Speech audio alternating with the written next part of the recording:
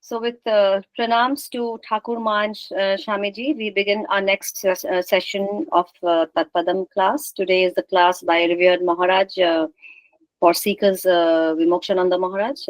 Maharaj, please accept our pranam and namaste to everyone. And we, as usual, we will start with a peace chant. Can I request Malabika to chant, please? Thank you, Jyoti.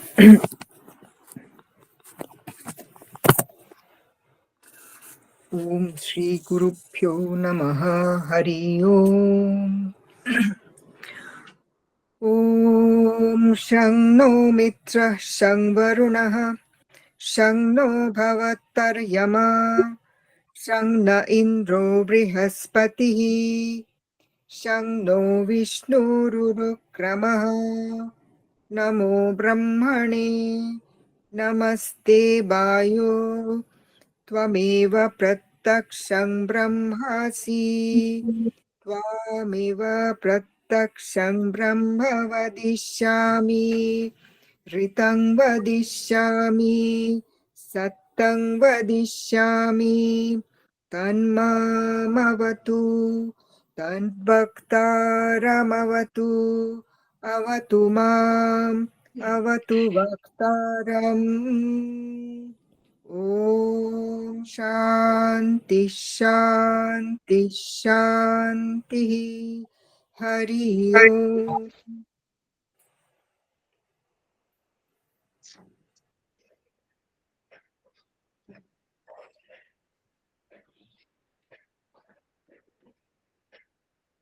Thank you, Malvika, for the nice chanting.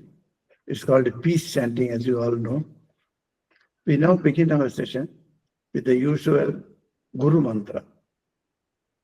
Om Akhanda Mandalakaram Vyaptam Yena Characharam Tat Padam Darshitam Yena Tasmai Sri Gurave Namaha Harihi Om Namo Bhagavate Ramakrishnaya. Welcome to this fourth Sunday session of the Tat Padam class. As you all know, we have been reading in this fourth Sunday a book called For Seekers of God. This book contains conversations with Mahapurush Maharaj, Sharat Maharaj, or Swami Shivanandaji Maharaj. So this book contains valuable lessons for our spiritual life. So a few passages will be read by Prithvish, and then we'll go into reflect on those ideas that we have read into. So today he is going to read the chapter 8. We have been giving these books a PDF copy in our Tat Padam group. I hope everybody has downloaded that book. So the book is available very easily. So please have it. And when Prithvish is reading, if you also go through that page, that will be wonderful, because concentration can be more solid. So I request Prithvish to start reading chapter number 8 from For Seekers of God, page 21. Pranam Maharaj, you can hear me, I hope. So, Yes. chapter 8, place Belur Monastery, time Sunday, March 23, 1924. It was Sunday. In the afternoon, many devotees assembled in Swami Shivananda's room at the Belur Monastery. He made inquiries about the physical well-being of some and answered the questions of others. But his mind seemed constantly indrawn. About 3 o'clock, a group of devotees came from Dakshineshwar and entered the Swami's room. Seeing them, he appeared beside himself with joy and said, "Come in, where have you all come from?" When they had reverently saluted the Swami and taken seats, one devotee said, "We went to Dakshineshwar today. After visiting the temples, we partook of the food offered to the mother. The whole day passed in great joy. As we went into the master's room to the Panchavati Grove, Panchavati, and the site of the Bale tree, we remembered that these were the very places where the master practiced so many spiritual disciplines. Swami says, of course, Sri Ramakrishna lived there about 30 years. How many different kind of spiritual disciplines did he not undergo there? What ecstasies and transcendental realizations did he not have? And that room of the master, is it an insignificant place? I feel Dakshineshwar is Varanasi itself, nothing else. That is why I go there from time to time. As I cannot visit it often, I salute it from here every day. Is there any other place like Dakshineshwar? Even as Varanasi, it doesn't belong to this mundane world. Yes, Devotee thank says, you. yeah, okay. Thank you. Yes, let us keep this paragraph first. So this is one of the very interesting conversation has been started by the devotees. It was Sunday, March 23rd, 1924, exactly 101 years ago. So this is 2025 now. 1924 we are seeing. And this place, Velur Monastery, and it was a Sunday. So I'm very happy that today Sunday, we are reading a passage that happened on a Sunday like this some time back. So devotees have assembled in Swami Shivanandaji's room. Swami Shivanandaji is always used to receive devotees. Even today morning, they have been discussing amongst ourselves that in ashrama, if devotees come, they require someone to speak to them. You see, however you say that Thakur is important and Thakur is only to be worshipped, you just go to the temple and then go back to your home. That doesn't work. The devotees actually, they earn for some sadhu sangha, some company of sadhus. So when they come to ashram, what they do? They definitely go to the temple and they have their japa and then worship there and they make pranams and then they come back to the ashram so that they can meet some sadhu. If all the sadhus are so busy, then where they will go, to whom they will go. So it becomes a problem with us. So in Belur Math we find Shivanandaji, so long he was there, he was very, very eager to meet the devotees as the devotees were eager to meet him. So he used to sit there, spend a lot of time for the devotees. And that was that one day there, about 3 o'clock or so, he had just come out from his afternoon siesta, and then he was just sitting on his cot, then people entered. The group of devotees entered. From where they are coming? They are coming from Dakshineshwar. That means you can understand, people go for hopping from one place to another place of pilgrimage. In generally, when we devotees go there to Calcutta, what do we do? In one day itself, we want to see all the places. Of course, we have got car nowadays, so they go start from the Belur Math, they go to Dakshineshwar, then they go to Balram Babu's house, then they go to Kasipur, then they go even up to Kakurgaj, and then they come back in the evening. So, and exactly at the right time before Arati in the Belur Math temple, they come back. So in one day itself, they want to finish everything. But it is not so easy like that. Those you don't have time and you are doing that, but are we able to attain anything by saying this? It is just a preliminary setup where you can have a view of these holy places, that's all. But if you want really some type of benefit, a spiritual benefit, then what Holy Mother says, she says, in a place of pilgrimage, you must spend at least 3 nights. If you can spend, say, we all go to Jairambati, Kamarpukur, if you don't have time, then one day finish it off. But then you don't gain anything except you can say proudly, I went to Jairambati, I went to Kamarpukur, like that. But if you stay there for 3 nights, day and night, you stay there, you are definitely to get some type of experience. As I was telling you at the beginning, before the meeting started, about Konampatti. In Tamil Nadu, there is a place called Konampatti. For those who have not seen, for them I am telling, it is such a wonderful place where the Jairambati is recreated in that place. So when you go there to the left-hand side from the temple, you go straight through the woods. There's a beautiful trees are there, and then through the woods you enter, and you suddenly come before, and you are stunned to see Jarambati Kutiyas of Holy Mother's houses are there. So you stay there. A 3-night stay in a place of pilgrimage is recommended by Holy Mother. So the devotees hop on from one place to another place. Anyway, even then I would not say this is no value. This has some value. So let us see what type of value they got when they entered Swami Shivananda's room. Then Swami Shivananda, seeing them, was so happy. He says, "Come in. Where have you all come from?" That means from where you are coming from. So naturally they have to say, somebody may say that we are coming from Bardwan, we come from the Medinipur. No, they didn't say that. Because right to the question, what the answer was, we are coming from Dakshineshwar. And we went for all the temples we saw. And then we partook of the food offered to the Divine Mother.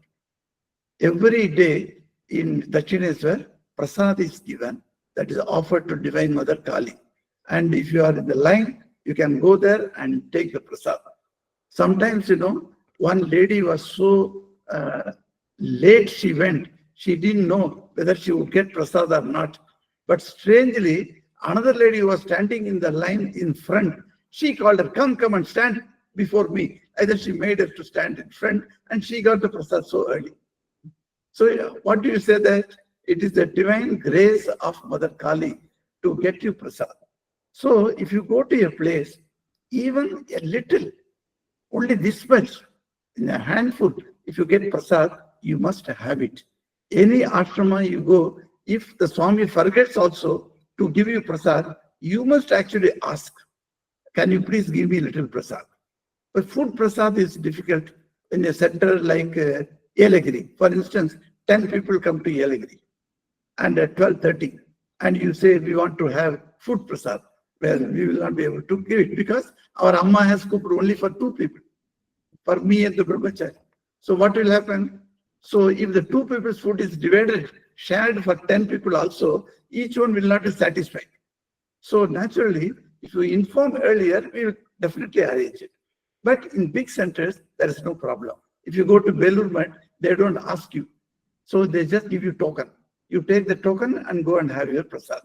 Likewise, if there's just an andaj we say, just an estimate we make. So every day we will have, say, 3,000 people, 5,000 people, like that. In all other places also, where the noon food is served, you'll find, go to Amritsar temple, every day they feed 20,000 people. So their project, their proposal for making food is for 20,000 people every day. And if it is Sunday, then it will go another 5,000 more. So like that, you find that every place has got some calculation. With that calculation, they make food and give you offer. So they had the prasad of Divine Mother, that itself has brought them so happiness. So they are telling very joyfully, we had the food offered to the Mother. The whole day passed in great joy. So after spending the place, when you go to Dakshineshwar, what you do? Do you go only to the Mother's temple? No. You go to Radhakanta's temple, then you go to the 12 Shivalingas, and then you go to the Ganges, and then keep your feet there and take some water and make prokshana on your head. So all those things you do. Why? Because all those places were all divinely inspired and purified by Sri Ramakrishna. It is only a river bank. The river bank, everywhere you see the river bank, same like. But that particular Dakshineshwar steps leading to the river is where our great divine incarnation of the modern India, he walked on that. He used to go with the gamcha on his shoulder, and he would go and take bath there. So that steps, those steps are so wonderful. And when you enter the steps and go on stepping one by one down towards the river, your mind is filled with the thoughts of Sri Ramakrishna. Here the Lord had come. He used to take bath here. This is the water. Though that water is no more there. Even you cannot say also it is no more there, because that water has gone and mixed with the ocean, and then again it got evaporated, gone to the clouds, and then fallen there. So the water is same thing, water is being recycled. So the water touched by Sri Ramakrishna is still there in the Ganges. That's how I think. So when I go there, I always feel that I should take bath there. Such a beautiful place it is, Dakshineswar. And then you go around other places also. You cannot just skip Holy Mother's place, Nabat, as it is called. It's such a beautiful place. You go there. In the first chapter of Sri Ramakrishna Kathamrita, translated into English, the Gospel of Sri Ramakrishna, you will find Yam describing the entire physical setup of Dakshineswar. It is marvelous description. How he even hears the birds chirping, those sound also he is able to hear, and he has noted down. And when you go through that paragraphs of written by Yam, you can see that you are actually walking through the Dakshineswar. So Dakshineswar, we went. They say in great joy, they went to Panchavati also. And the sight of the bale tree, we remembered that these were the very places where the master practiced so many spiritual disciplines. Do you remember the bale tree incident with Totapuri? Totapuri was sitting under the bale tree one day, and he was the sannyasa guru of Sri Ramakrishna, who taught him the sadhana of Vedanta, as he said. So he was sitting there one day, and very funnily, he said, suddenly he looked up on the tree. So on the branch, one ghost was sitting. And the ghost is asking Totapuri, hey, what you are looking at me? Are you not afraid of me? Run, run. Like that the ghost is telling. Totapuri said, what? Should I be afraid of you? You got a ghost body and I have a human body. That's all the difference. We both are same. Like that he replied. See, Totapuri was an Advaita Jnani, and he was a great guru of Sri Ramakrishna. And how he talked to that ghost, and then the ghost kept quiet. And he simply stayed there. So he used to make fun. And later when he remembered this incident, he told one day to Sri Ramakrishna, you see, that ghost came and asked me to run. I said, nothing doing. I will stay here only. So that is the bale tree where Sri Ramakrishna used to practice sadhana. And the Panchavati. What a wonderful 5 trees are kept together. Even today the Panchavati is there. Unfortunately, today if you go, it is kept under lock and key. You cannot go nearer to the tree. You can see from the distance, but you cannot go nearer. Such a wonderful place it was. Sri Ramakrishna used to sit there. He used to take the direct disciples whenever Shivananda, Latu Maharaj, Narayan, when they used to come and stay with him for the night, in the middle of the night, he would wake them up. Hey, you have come here for sleeping. Get up, get up. And then take them, pull all these boys to Panchavati and make them sit there. Teach them the methods of dhyana, how to do dhyana, how to reach samadhi, all those things he would teach that Panchavati. So the Panchavati is such a wonderful place. And Swami, what does Swami reply? You see, he immediately says, of course. He says, yes, you are telling rightly. Sri Ramakrishna lived there about 30 years. It said that 17th year he first came to Dakshineswar. And then he goes back. Then again on 19th year he comes back. With his brother calls him, come here. And then you will get a job here. So he was put into a job as a priest job he was given. And from the day that he entered Dakshineswar, the day Rani Rasmani looked at Master, she was so impressed. She was so taken to another world. She said this Choto Bamam, as she used to call him, that is smaller Brahmin, because his elder brother was the main pujari at that time. So the main pujari was there. Under her, this younger boy has come. So only 19-year-old. And from that time onwards, nearly 40 years he stayed in Dakshineswar. What all Leela has gone there, Dakshineswar Leela. There's a beautiful descriptions are there by Swami Prabhanandaji Maharaj has written in Bangla, beautiful book. And the Leela, that Dakshineswar and Kashipur, etc. A beautiful book. So, if we all know that some of the things we know that he did lot of spiritual practices there. It is not only he realized the state of Paramahamsa and he became the world guru there. Not only that, before that, he practiced lot of sadhanas there.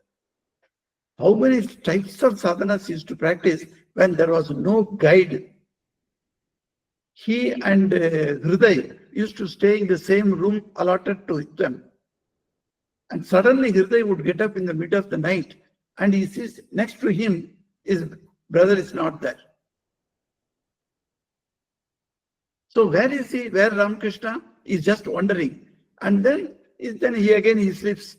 After some days gone, he's finding, many days it has happened that he's not finding Ramakrishna there. In the middle of the night. Then one day he thought, let me watch. Let me go behind him and find out where does he go. So that curiosity has come, now. So he had to go. So one day Hriday follows Ramakrishna. And Ramakrishna goes, walks as if he was inebriated. He was full of the idea of Mother Kali. And he was walking in a very disproportionate steps he is taking. And is walking. And he goes into the opposite to Panchavati. There is a down stage is there. So he goes into that. So if you stand there, you can actually look down upon that place where he went there and sat. Not only he sat, to the horror of Hriday, what he did, he removed all his clothes. He was absolutely naked. And he removed that Yajnopavita also. That Yajnopavita thread is there, sacred thread as it is called. That also he removed and threw it. And then he sat there and he was meditating. And then, just before the dawn, when Ramakrishna returned, Hriday was waiting. He opened his eyes. He was sleeping as it were. When Ramakrishna came and took the bed, immediately opened his eyes and said, Mama, where did you go? I saw you today. Oh, did you see me? He said, yes. He was not aware of. So his sadhana started there. From that place, you can see how many types of sadhanas he did in Dakshineswar. Oh, in a great master, we find many types of sadhanas. After seeing Mother Kali started talking to him, as we know. And she said, one by one, she sent the instructors for Sri Ramakrishna sadhana. Oh, what a wonderful sadhanas are there. We have been reading in our Brahmachari class about the sadhanas of Sri Ramakrishna. And we have now reached the Vedanta sadhana chapter. So it's so wonderful. And that's why he says, how many different kinds of spiritual disciplines did he not undergo there? Swami Shivansh is asking. What ecstasies and transcendental realizations did he not have there? A place, Dakshineswar, is famous for becoming Ramakrishna's place. Wherever Divine Mother is worshipped, either as Durga or Kali or whatever name and form, they are not called Shakti Pitas. Somebody was arguing with me, Dakshineswar is Shakti Pita. In your list of Shakti Pita, why you did not include Shakti Pita? I said, no. Shakti Pita, according to the age-old belief of the Shastra Parampara, it is not Shakti Pita. Because there is nothing of Sati's part fell in Dakshineswar. But that is only historical reason. But can you deny that Dakshineswar is not a Shakti Pita now? You cannot deny. Why? Because a Pujari came there. And the Pujari simply made so vivid the presence of Kali there. Even today, the Tantra sadhakas, they go to Dakshineswar and they generally feel the presence of Mother Kali there. That means, you see, it has gained the status of a Shakti Pita. So nowadays, the list, they add Dakshineswar also as one of the Shakti Pita. Though it has nothing to do with the Sati of the Puranas, but still it has gained so much importance among the public. So Dakshineswar is such a wonderful place. So for Shivanandaji, Dakshineswar and Varanasi are non-different. Whatever you say, Varanasi is a great place, all those things applicable to Dakshineswar also. So if you ask me, by visiting Dakshineswar, have I visited Varanasi?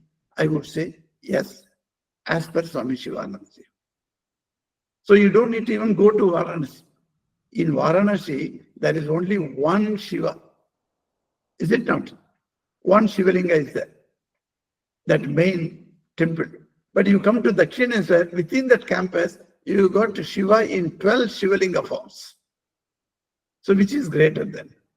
So here itself you can see all the Shiva Kshetras, 12 Shiva Kshetras, they are called Jyotirlingas. There are 12 Jyotirlingas as per our Puranas. All the Jyotirlingas you can visit if you go to Dakshineswar. One by one Shiva, you go and pour water. You have to carry your bottle with water. Your water is available in Ganges, so just go and fill it up and then pour in each Shiva. Then what happens? Then at that time, you have already visited 12 Jyotirlingas. So that place is, he says, I cannot visit it often. I salute it from here every day. It is true. After Velurmat has come, after Shivananji has become older, and he cannot visit Dakshineswar as he used to go as a young boy to Sri Ramakrishna. So often he cannot go, but sometimes he does go. So how do you visit that place if you cannot go to, say we are in Tamil Nadu now. Now if I think that I want to visit Dakshineswar, is it possible for me to go and come? No, at my age, I would definitely not undergo such type of travels now, such a long travels. So how do I visit Dakshineswar then? I can visit Manasa Varanashyam Gacchami. That is a phrase in Sanskrit. Manasa Varanasi you can go.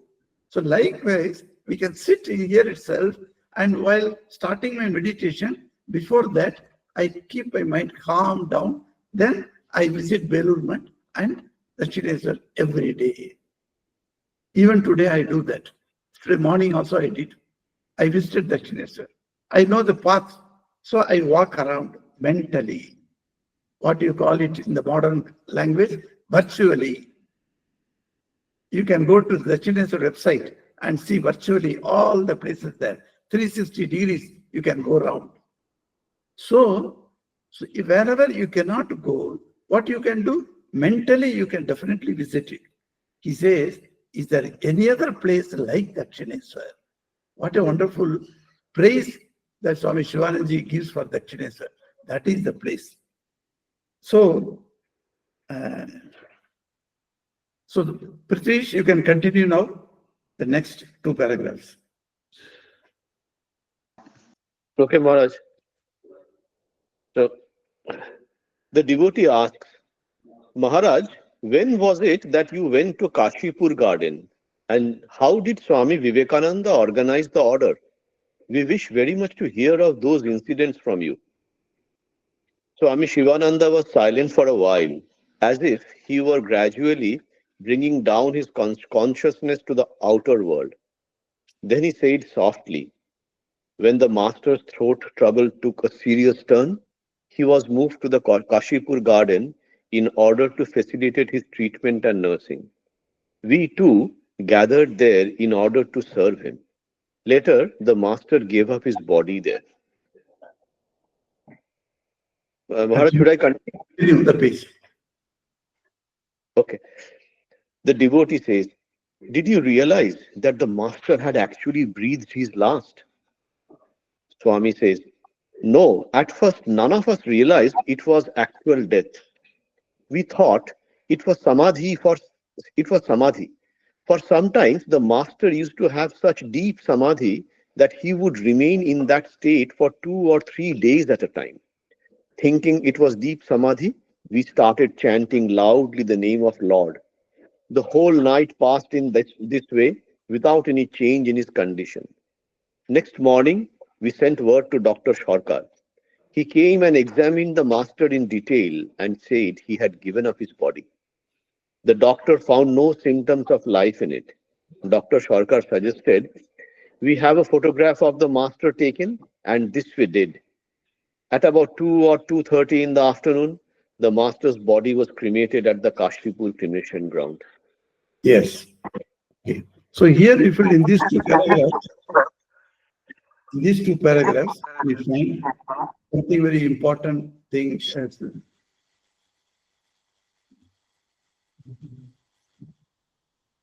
Something important that he discusses. What does he discusses here? That Kashipur garden, because the devotee raises a very pertinent question, and question which is emotionally disturbing question. That is what he has raised. He said, when was it that you went to Kashipur garden, and how did Vivekananda organize the order? We wish very much to hear of those incidents from you. So the incidents about Swamiji organizing the Ramakrishna order, that is what the question he put. But he used the word Kashipur. The moment Kashipur was uttered and Swami Shivananji heard, his mind went into the last days of Sri Ramakrishna. Because that was the place where Kamarpukur, the Leela started. And the Leela went on through different places and came and completed in Kashipur. So, Bhardake Varanasi, a proverb is there in Sanskrit. That means the old age, you go to Varanasi. So, in Sri Ramakrishna's case also, you see, at the completion of his age, he came to Varanasi. What is Varanasi? Nothing but Kashipur. Kashi is what? Another name of Varanasi. So he breathed his last. He went into Mahasamadhi, as we say, in Kashipur only. So the moment Swami Shivanji heard, that's why he was very silent. In the beginning, he did not utter any word. Well, and the writer says, as if he was gradually bringing down his consciousness to the outer world. Actually, his consciousness has come to outer world because the previous answers we see, he was very joyfully speaking about Dakshineswar. So he was in the proper mood only, but then the emotion, the chord of emotion was touched. The moment he said Kashipur, the last days of Sri Ramakrishna, that came into his mind eye. And then he gone into that stage. That's why he was not able to speak. So he said softly, in a very mild form, he said, when the master's throat trouble, etc. came serious, we moved him to Kashipur garden house for treatment and nursing, and then we all gathered there in order to serve him. Later, the master gave up his body there. So it's really stunning to see a place called Kashipur, which is equivalent to Varanasi, because Varanasi is another name is Kashi. And in that place, his body was moved. And when it was moved, you know that he was suffering from there. What suffering he was having? That throat problem. The throat cancer, as they detected at that time. So Naren had come and all the other boys have started coming to him. At that time, he was shifted to Shyampuku for rest. So his condition became worse in Dakshineswar, and the doctors advised the disciples and these boys to shift Sri Ramakrishna to Calcutta to Shyampuku garden. Why? Because the change of weather said to be very good for the recovery. So this idea is still there even today. We all follow that. If you are sick in one place, you go and stay in another place and stay for a few days. Then the change of weather, change of food, change of the atmosphere of the place, etc. are conducive for the recovery. So they say change of place is good for him. So first they took up Shyampukur house and then they came there. So later they found the Shyampukur house was not very comfortable. So they had to find out another house. So when Gopal Chandra Ghosh was there, he agreed to give on rent his bungalow. It's not a bungalow, but it is an individual house with a big garden house. So that garden house was hired for, and that was called Kashipur Garden House. Kashipur Udyan Party, we call it. So on 11th December 1885, Sri Ramakrishna shifted to Kashipur. So how many days he stayed there? It was December 1885, 1st January 1886, Kalpataru Day, and on August 15th night, Sri Ramakrishna had Mahasamad. Hardly 8 months to 9 months, that's all. 8 months, a few days, that's all he stayed there, in that Kashipur. But that Kashipur today is revered and respected and venerated as a great point of pilgrimage for us. Only 8 months, hardly 8 months he stayed. But that 8 months stay there, that Leela, during that Anta Leela, as we call it, at that end time, the Leela that he played, that he reenacted during the last days of his life, they are wonderful. That no description can match with those incidents that happened in Kashipur. Kashipur was very, very highly strong, and it was strong in what? In strong spiritual vibrations. All the boys who were sitting there to serve Sri Ramakrishna, who came there, they were all deeply interested in tapasya. Very strange. They are doing the seva to Sri Ramakrishna. Except Sachi Maharaj, all the others were interested in doing dhyana and go and sitting in some place and do japa and then doing tapasya. Very hard life they did. But Holy Mother was there to take care of their food. That's all. And the devotees like Suren and others were there to bring the vegetables, etc. from the market. So they were taken care of. So they did not need to worry about getting food every day. But their mind, this boy's mind, fully concentrated on a type of tapasya there. When the Guru is there, Ganga is there nearby. What more they want? Guru, Ganga, both are nearby. So they deeply entered into tapasya mode. And we read how Naren used to do tapasya in Kashipur. He used to sit under the palm tree and he was doing meditation. It is said somebody would come and look at Naren at that time. They will think Naren has put on his body over a blanket. A black blanket he has put on. Like that you feel. But when you go nearer only, you know the black, it's not a black blanket. It is millions of mosquitoes who are sitting on his body. One mosquito we cannot accept it. Even though I am speaking, if one mosquito comes, luckily, Yelagiri doesn't have mosquitoes. Somehow they don't come. So we are free from mosquitoes. But one mosquito comes somewhere, it will simply make you terrible thing. Even one mosquito enters into a mosquito net during night, you cannot sleep.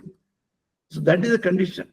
His body would be smeared as if covered by mosquitoes, as if giving a resemblance of a shawl put on over his body. And he was completely oblivious to the external world. Such great intense tapasya these boys were doing under the instructions of Sri Ramakrishna. Even though he was lying on the bed, he could not move out. Still, he had so many leelas there. We hear that how Holy Mother one day saw that the man who could not even lift his hand, he has to be fed that payasam, that payasam she would bring and she would put with a spoon in his mouth. That person suddenly, in a great speed, coming down the stairs. If you have seen Kashipur, you'll know how the wooden stairs are there. The wooden stair will always give sound when you put your foot on that dub, dub, dub like that. And then she was stunned. Who is getting down like that? And she just peeped out and she saw Ramakrishna was there. So she noted that. Later she asked him, what's the matter? How did you get up and go? These are stunning incidents. And there a great black cobra was there. And it was about to, he was standing there before these boys, four boys were sitting there and doing tapasya at that time. So Ramakrishna ran there and told the cobra, go away. And the cobra went away quietly. So to save them, You see, Rakshishyati Vishwasaha is one of the mantra in Sharanagati. In Sharanagati, that's a beautiful phrase comes. Rakshishyati Vishwasaha. God will protect me always. So that protection feeling, that belief and the conviction in your mind is there, then Lord will have to protect you. He cannot say, I will not protect. Name Bhakta Pranashyati. He gives a word in Gita. My devotee is never destroyed. My devotee is always protected. So that is a promise that he has given in Gita. How can he go against that? So his devotees are there, and black serpent has come. So naturally, he has to go and protect him. He did not beat the serpent or kill it. He simply told, he just uttered, go away, and it went away. Because in Paramahamsa state, a person gains complete control over this prapancham. The entire prapancha listens to him. If he says, let me get in Shivananda's case itself, you see, in Belur Math, on that day, Holy Mother's birthday, how many people, thousands of people have come, and they all have to be kept on the floor, that a seat was kept, a carpet like was put on. So all the people are seated there, and the food is being served, the prasada. At that time, that black clouds have started coming on the sky. And everybody felt, if the rain start coming, how you serve the food there? How the people are going to eat? Shivanji said, oh mother, let your children be eaten, let them complete their eating. Afterwards, you pour the rain, he said. And the rain did not come at all till the prasad is fully completed. Then rains came. You see, you get the power over the nature. The nature listens to you when you gain the power by your spiritual elevation. That evolution, as you say, you become one with the Bhagavan, with the God. Then what happens? The God's powers are being drawn by you. You can utilize it to control anything in the nature. So do you think any other serpent, if I say to a serpent, go away, will it go? Rather, it will come and bite me only. Because I don't have any power over the serpent. But in Ramakrishna's case, because he was, this is yoga, in Yoga Sutra Patanjali, he explains that if a yoga with a man who is completely controlled and has attained the samadhi state in the yoga, in the Shadanga yoga, then what happens? He gains the power over this nature, he says. You can bring, you can utilize that power for the welfare of the mankind. That is what it is. In Kashipur, what wonderful things have been done. That is the moment he heard it, he was fully absorbed in that. And then he says, oh, Kashipur, that was the last day. And then the next paragraph, as just now we read. So what he says, first we realized, and the devotee asked, did you realize that the master had actually breathed his last? No. Because he's going into samadhi and coming after samadhi, that was a routine matter. Muhur samadhi, as we say. Muhur means again and again. He used to get again and again samadhi, and we have seen in Dakshineswar itself. These boys have seen that. He will go into samadhi, and then a few hours, there is nothing from his body, no change, no movement, no shaking. After 6 hours or so, he comes down back to his sense. And then he speaks, he makes jokes, etc., etc.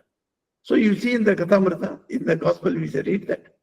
Such a man, today also he must have gone into samadhi. But then samadhi was continuing, not 3 hours, 4 hours. It continued for 8 hours. Then they got alarmed. Then he says that in that state, so for 2-3 days he would stay. In Kashipur, they have seen him. So on that day also, he must have gone into samadhi. That is what they thought. They never thought that was the last day for Sri Ramakrishna on this earth. Thinking it was deep samadhi, we started chanting loudly the name of the Lord. So God's name they chanted, that is very natural. The whole night passed this way without any change in his condition. And then next morning, word was sent to Dr. Sarkar. He came And he declared that in the midnight, after past the midnight, 1 o'clock or so, 1:10 or 1:16, somebody said, at that time, he had said, Sri Ramakrishna has left this body. Dr. Sarkar, Dr. Sarkar was a great devotee of Sri Ramakrishna later. First, initially, when he came to teach Sri Ramakrishna, he was not at all happy with all these people coming and bowing down to him, touching his feet. All those things, he did not like it. Later, he himself became a good devotee. And then he was trying to take care of Sri Ramakrishna in such a way. And he agreed, even he himself, a great allopathy doctor, past allopathy doctor, qualified doctor, he shifted to homeopathy later. So homeopathy was the best medicine, he said. And what he administered, that lycopodium, that also worked on Sri Ramakrishna for some days. That before the 1st January, we know that whole story. Now, I'm not going to that, but on the night of Sri Ramakrishna's passing away, how it was. Shivananda Maharaj says that this was the condition that where is that? I had a beautiful passage. Ramakrishnananda, Sashi Maharaj was there on that day. Naren was there on that day. So on the last day of Sri Ramakrishna, each one has given his version. But very interesting version is that nothing change or anything. But the version is very beautiful. They all say same thing, but from different angles they say. Anyway, let me see if I can get to the next class that we can read.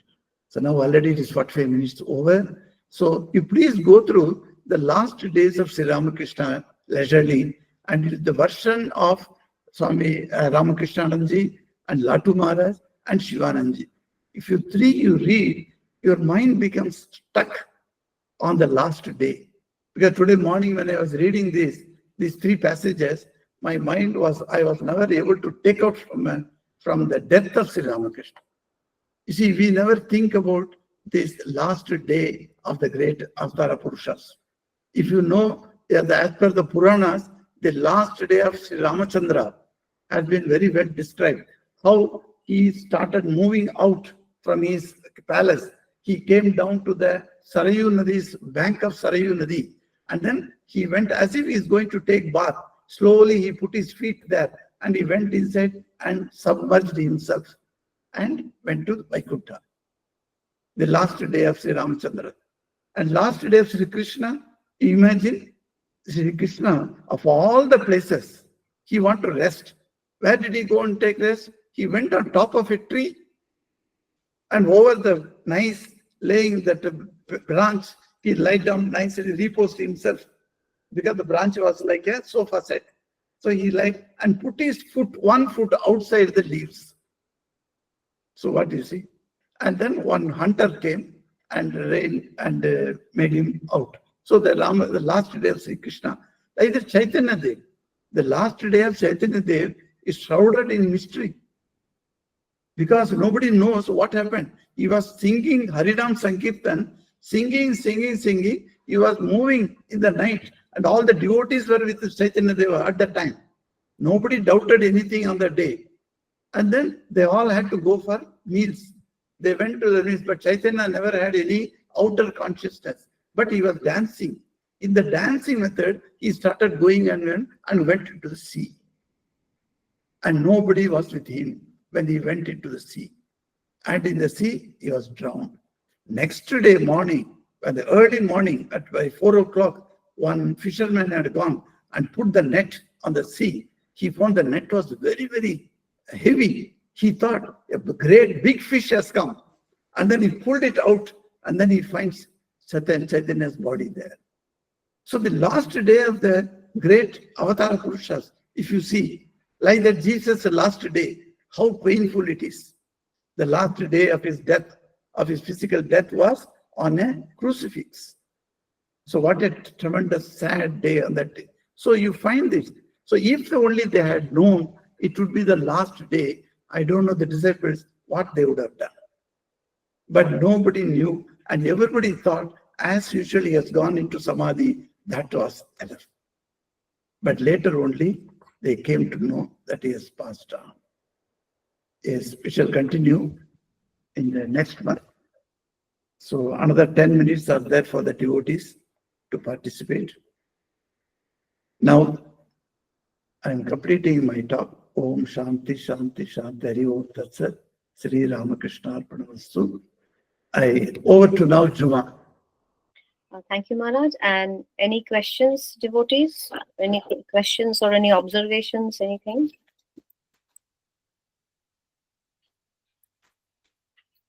Maharaj, I don't have a question, but I have a statement. Yes, welcome. I have a statement that we have just meditated for 45 minutes. So we were not in this thing. I was in Kashipur, the finisher, like the way you kept on describing, and I have personally visited all the places. So I was also associating with the way you described. It was too much, actually. Okay. Let it not be a problem for your stomach then. Digest it properly. Thank you for this thing. Yes, when you think about this, without any other external provocation also, we also can think in our mind. That is what we have to train our mind to think on these places, how you visited. If you have gone to Kashipur once, you must bring back that memory. That is how this Sri Ramakrishna says, how do you utilize the energy that you got in a place of pilgrimage? By coming back, you start thinking about your pilgrimage and you start, in Tamil we call it asai poduvathu. The cows, when they eat something, Sri Ramakrishna says that they sit in a quiet place and go on munching it. Like that, we have to munch it. That is what we did today. Yes. Thank you for your comment. Maharaj, you mentioned that the last days of Sri Ramakrishna by Shashi Maharaj, Latu Maharaj, and the third person was Shivananda Maharaj. Shivanandaji, in this book. Yes. Right. And where do we get the other two, this thing? You see, there is one, Ramakrishna, Sri Ramakrishna, as we saw him. There is a book. So in that book, the direct disciples have mentioned what the last day of Sri Ramakrishna. Okay. So you, All right. yeah. Thank you.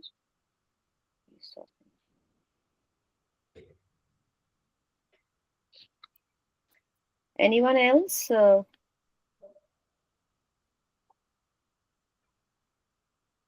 Ritvish, you want to say something? You're mute.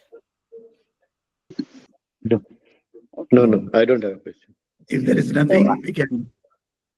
Yes, so we are all in a very somber mood with the, Yes. I guess, remembering last days of Thakur, yeah. One thing only I want to add here, that Swami Shivanandaji says Dr. Sarkar instructed him to have a photo taken. Yes. There is a photo of Sri Ramakrishna lying on the bed, and all the direct disciples and the Rigiri disciples are standing surrounding him. That photo was printed in our own Ramakrishna Mission publications. Later, that has been withdrawn, and nowadays I find in Facebook, etc., that picture is being circulated widely, and many people see that. That is a very, very vibrant picture, which creates a lot of emotions in our mind, devotee's mind. It is better that type of picture is not seen by us, because that will give you great sadness in us. So let us have the Ananda Murti, Sri Ramakrishna, always in front of us. So that's why we say, don't go into that picture, don't circulate that picture. That picture. That was the reason why it was withdrawn, because Yes, his body was very emaciated. Yes, it was actually giving a shock to many devotees when they saw that. Okay. And he had reduced so much, is it? Because Yes. Oh, okay. Only he was like a skeleton at that time. Oh my God. Okay, so Then thank you everyone for coming. Pranams Maharaj, pranams from Tat Padam. Please Yeah, accept. okay. Durga, Durga. Thank you, Maharaj. Thank you. Thank you, Juma. Thank you, everyone. Thank you for attending. Thank you. Thank you, Maharaj. Namaste, Maharaj. Thank you, Maharaj.